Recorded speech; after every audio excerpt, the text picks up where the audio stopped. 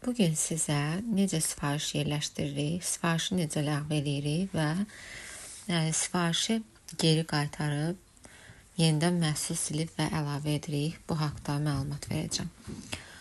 Əvvəlcə hansısa bir məhsulu seçirik. Misal üçün, məhsullar bölməsinə giririk və buradan istədiyimiz bir məhsulu seçmək üçün səbət şəkli var. Onun üzərinə basırıq və məhsulumuz səbətə düşür.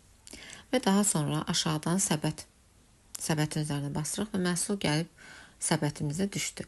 Məhsullarımızı səbətə yığırıq və daha sonra aşağıda qırmızı xananın içərisində yazılan davam et düyməsinə basırıq.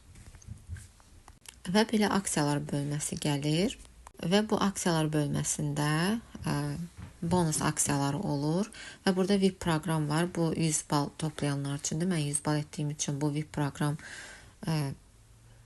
gəlir və buradan bir ədəd məhsulu 70%-ə qədər endirimdən seçirik və 75%-ə qədər olan endirimlərimiz var. Bunu hər bir məsləhətçimiz görür və bir də like fabelik aksiyası var ki, mən burada 30 manatlıq sifariş yerləşdirmədim. Yerləşdirikdə o da çıxır. Orada da 70%-ə qədər endirimdən bir məhsul seçirik. Və daha sonra yenidən sifarişi təsdiq etmək düyməsinə basılı belə bir səhifə gəlir.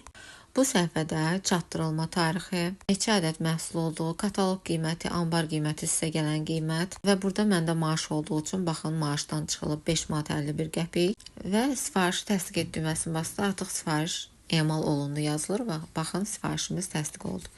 Yenidən baş səhifəyə qayıdırıq və tutalım ki, biz sifarişi silmək istəyirik və yaxud da ki, sifarişi geri qaytarmaq istəyirik. Ancaq bunu toplanmağa hazırdır vəziyyətində edirik. Baxın, yazıb toplanmağa hazırdır. Bu vəziyyətdə sifarişi geri qaytara bilirik.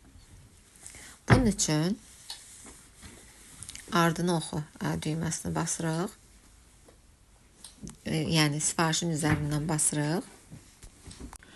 Getmək statusunda olduqda biz bunu edə bilmirik. Ancaq toplanmağa hazırdır statusunda həm sifarişi silə bilirik, həm də geri qaytarıb məhsul çıxarda bilirik səbətdən və yaxud da ki, yeni bir məhsul əlavə edə bilirik. Üzərinə basdıqda, baxın, sifarişlərimiz buradadır. Yuxarıda zibil qutusu işarəsi və karandaş işarəsi gəlir. Zibil qutusuna basdıqda ləğv et sözü gələcək. Ləğv eti bassaq, artıq sifarişimizi ləğv etmiş oluruq.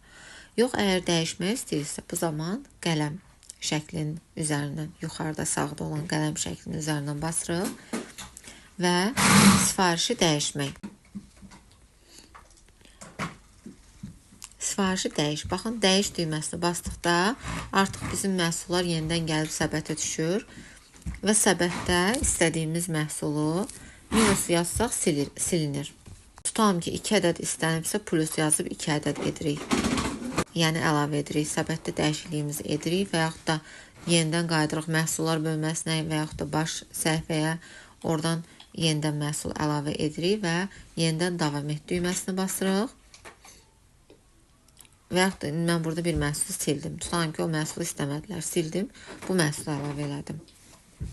Və yenidən davam et düyməsinə basıram və sifarişi tamamlayıram. Qaranlıq qalan nəsə olsa sual verin.